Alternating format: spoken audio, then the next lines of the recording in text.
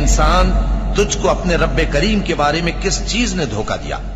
وہی تو ہے جس نے تجھے بنایا، پھر تیرے اعضاء کو درست کیا اور تیری قامت کو معتدل رکھا، جس صورت میں چاہا تجھے جوڑ دیا۔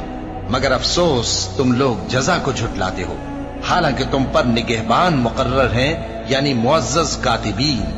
جو کچھ تم کرتے ہو وہ اسے جانتے ہیں۔ بے شک نیکوکار نعمتوں کی بہشت میں ہوں گے اور بدکردار دوزخ میں، یعنی جزا کے دن اس میں داخل ہوں گے اور اس سے چھپ نہیں سکیں گے۔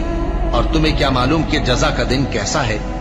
پھر تمہیں کیا معلوم کہ جزا کا دن کیسا ہے؟